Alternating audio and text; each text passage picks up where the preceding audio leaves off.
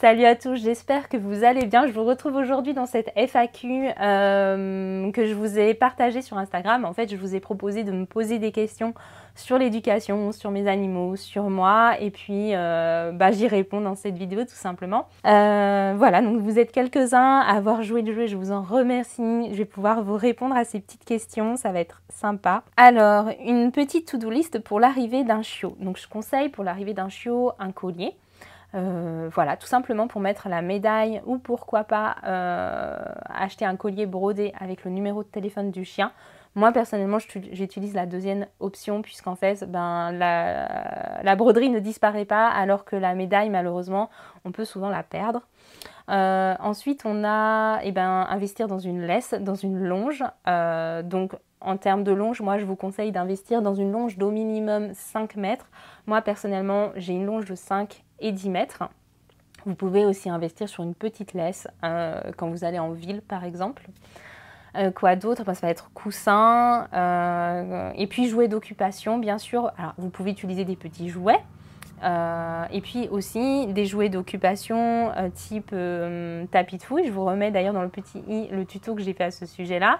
On a aussi tout ce qui va être jouets d'occupation type Kong à garnir. On a aussi les Liquimat. Enfin ouais, il y a vraiment plein de choses qu'on peut acquérir pour occuper son chiot. Et je vous conseille également d'investir dans une caisse de transport ou dans un enclos de 1 mètre par 1 mètre, tout simplement pour apprendre à votre chien à rester seul en toute sécurité. C'est hyper important puisque quand on a des chiots, on a souvent des problèmes de destruction, on a souvent des problèmes d'anxiété, de séparation.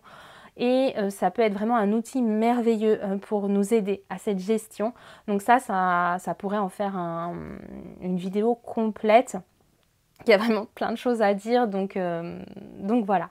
Petite précision pour la caisse de transport, si vous souhaitez utiliser et conserver cette caisse de transport quand votre chien grandit, utilisez une caisse de transport qui soit suffisamment grande, c'est-à-dire une caisse dans laquelle votre chien peut tourner sur lui-même et se mettre debout.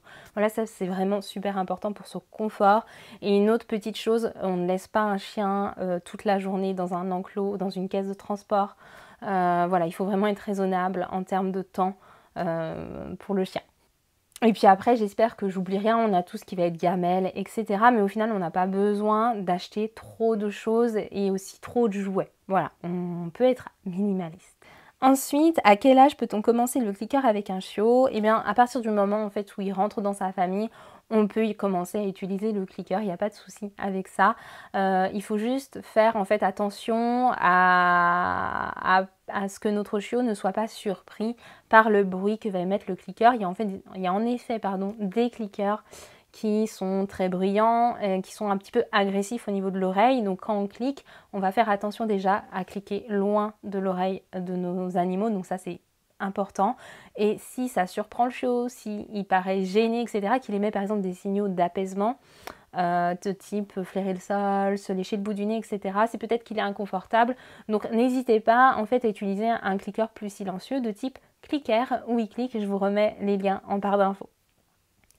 Ton meilleur moment de l'année 2021? Et ben mon meilleur moment, donc il y en a plein, je suis certaine que si je creuse un peu, il y en a vraiment beaucoup.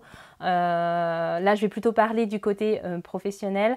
On va dire que mon meilleur moment c'est quand j'ai lancé mon premier atelier en ligne, apaiser un cheval frustré au clicker training, et puis que finalement la session s'est remplie en 1 semaine. Donc voilà, ça c'était une très belle surprise.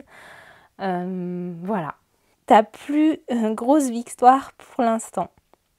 Ma plus grande victoire pour l'instant, c'est d'être devenue indépendante, d'avoir osé lâcher mon CDI pour me mettre à mon compte, tout simplement. Donc de métier, j'ai été indépendante, j'ai commencé à être indépendante en tant que développeur web.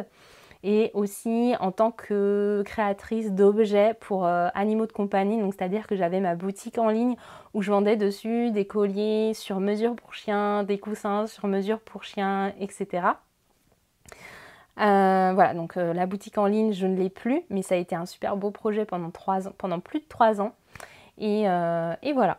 Considères-tu qu'on peut apprendre à maîtriser le clicker training comme la précision, aussi bien grâce à des ateliers en ligne qu'avec des stages en présentiel? Oui, tout à fait. Je pense qu'on peut complètement apprendre aussi bien en présentiel qu'à distance. Et j'ai même envie de dire que en présentiel, on va acquérir des connaissances, on va acquérir de la théorie, on va avoir un petit peu de pratique, mais finalement pas beaucoup, pas forcément beaucoup. On va souvent voir les fondations en stage. Après, ça va dépendre bien sûr les thématiques. Alors, je sais pas si du coup c'est pour les chevaux ou pour les chiens, mais je pense que vu que ton picto ressemble à un cheval, je pense que c'est pour les chevaux.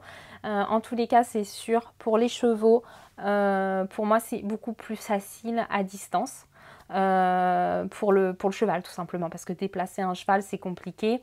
Les stages à même les écuries c'est rare avec son propre cheval, donc voilà, en présentiel on va apprendre de la théorie pour moi, essentiellement sur les chevaux et un tout petit peu de pratique parce que le contexte il va pas être forcément évident, alors que quand on est à distance on peut se filmer.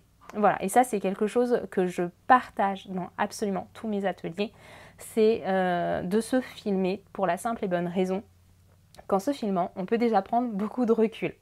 Et puis par la suite, on peut voir nos erreurs, on peut voir ce qui va bien aussi, et on peut voir le comportement du cheval, qu'on n'aurait pas vu en temps réel, etc. Et de cette façon, on va vraiment pouvoir, en plus de perfectionner notre technique, améliorer la performance.